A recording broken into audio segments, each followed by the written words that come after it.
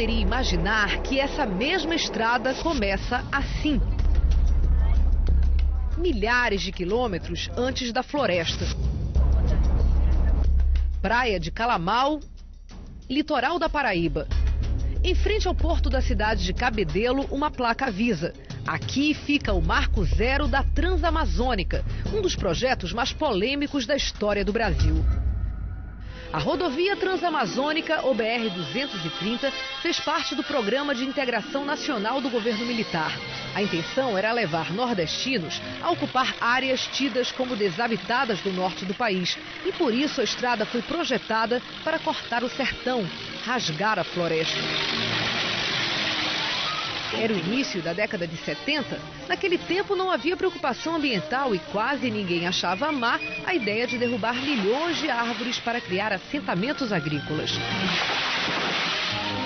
Nunca houve um estudo de viabilidade econômica e em poucos anos a maioria dos colonos foi desistindo.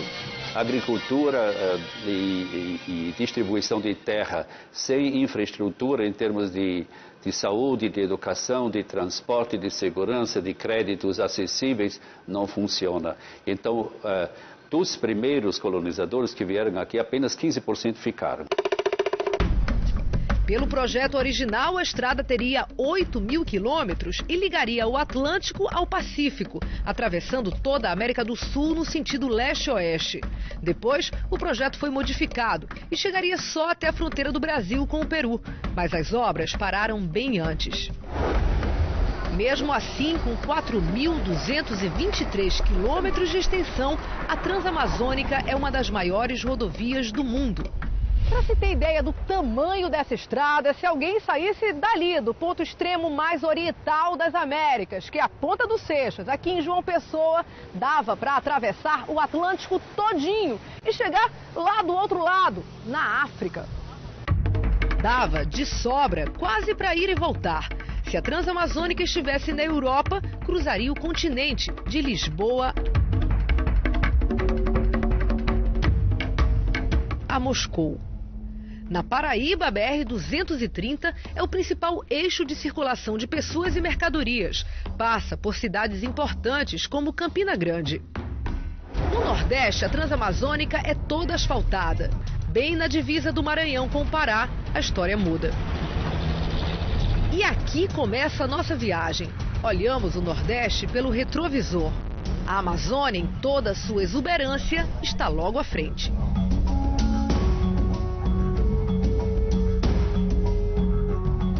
Aqui a Transamazônica corre lado a lado com o rio Tocantins. Estamos em Marabá, onde fica a maior ponte rodoferroviária do mundo. São 2.340 metros, por onde diariamente passam pessoas e a maior riqueza desse lugar, o minério de ferro.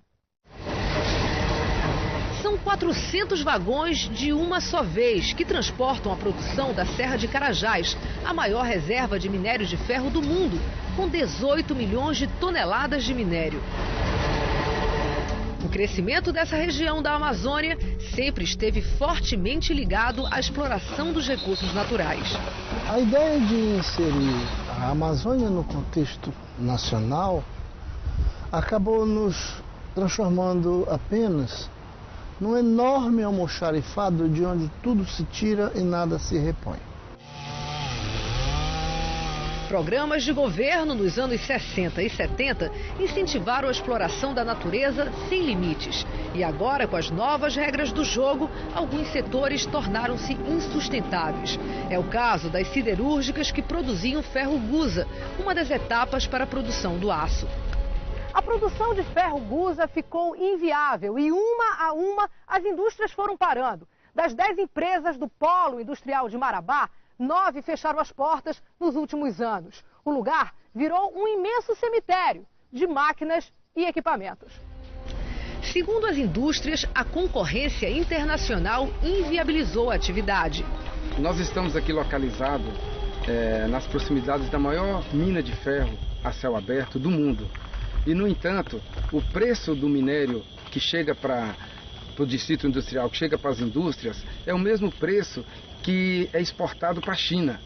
Isso inviabiliza totalmente a produção do minério aqui no nosso distrito. O IBAMA diz que as fábricas não se adaptaram à legislação ambiental. Continuavam a queimar carvão ilegal para produzir ferro-gusa. E na última operação, em 2011, foram aplicadas multas que chegaram a 200 milhões de reais. As fábricas não aguentaram e acabaram fechando. 6 mil pessoas perderam o emprego. Nessa região, a rodovia nos conduz por uma Amazônia diferente do que estamos acostumados a ver. Com exceção das áreas protegidas por lei, não existe mais floresta nativa aqui. A gente pode viajar por várias horas sem encontrar uma única castanheira. Com o advento das estradas, no final da década de 60 e começo de 70, começou-se a extração madeireira. Então, nós, de grande produtor de castanha, né, Marabá, foi o maior produtor mundial de castanha, os maiores castanhais do mundo eram aqui na nossa região. Esses castanhais foram dizimados pelas serrarias. Então aí nós entramos num outro ciclo econômico, também de extrativismo, né? Com a extração de madeira e paralelamente as florestas foram sendo substituídas por capim, né? Por pastagens, e deu origem a um outro ciclo econômico que é o de gado. Não, nós estamos tirando de uma fazenda para outra, né? Deu um problema aqui porque o gado atravessou, né? O caminhão ajuda a tocar a boiada, ninguém se importa. A viagem deles segue. A nossa também. Nesse trecho a estrada tem asfalto, mesmo irregular, até que começa o primeiro longo trecho de barro. É muito ruim para respirar aqui. Rapaz, fica um pouco difícil nessa poeira, né, rapaz? É tanta poeira que o dono desse bar decidiu prestar uma homenagem. Já tem 11 anos que eu como poeira aqui. O cara que era o dono daqui, foi 26 anos que ele comeu poeira aqui nesse bar. Aí eu cheguei de São Paulo e comprei esse bar dele. Quem encostar aqui, tá vendo que é o bar da poeira. Você tem esperança que ele mude o nome? Com certeza. Pra qual o nome? Bar do asfalto. Encontramos máquinas na pista. O governo federal diz que vai asfaltar todo o trecho entre Marabá e Altamira até 2016. Um alívio para quem vive nessa área. Basta uma chuva rápida para a gente entender o porquê. Nós passamos por esse trecho cerca de 1 hora atrás e foi muito fácil passar por aqui. A chuva não durou mais do que 15 minutos e fez todo esse estrago. Dá para imaginar como é passar pela Transamazônica na época do inverno.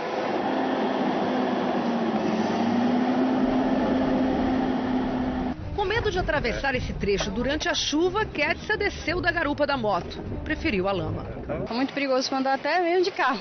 Sufoca demais. Tá muito liso. Eu parei o ônibus, porque se eu descer aqui, eu atravesso o ônibus e periga cair ali e acabar machucando as crianças ainda. Depois de mais de 1 hora, o ônibus escolar segue viagem. Quando anoitece, os motoristas enfrentam um atoleiro, no escuro. Para muitos, há 40 anos é assim. Gente que veio de vários cantos do país com a promessa de uma vida melhor. À medida que a estrada foi avançando, canteiros de obra ficaram para trás. E com eles, alguns trabalhadores que decidiram trazer as famílias e fincar raízes. Assim surgiram algumas das cidades da Transamazônica, como o novo repartimento. O pai de Miguel veio de Picos, no Piauí, para trabalhar com castanha. Com a estrada, veio também a promessa de conseguir uma terra pela primeira vez na vida. E a gente se sentiu grande quando se pegou aquela terra. Quando eu cheguei aqui na região aqui, eu tinha meus 9 anos. Como se diz o ditado, a gente comia muito naquela época. A carne que a gente comia na Transamazônica era o tatu, era o jabuti, era o veado mateiro, era a anta. Porque a estrada, a floresta sendo desmatada para a abertura da estrada e facilitava essa caça. Isso. Hoje eu até me emociono quando eu olho para a nossa natureza viva e olho para a nossa natureza morta, que chama-se Transamazônica.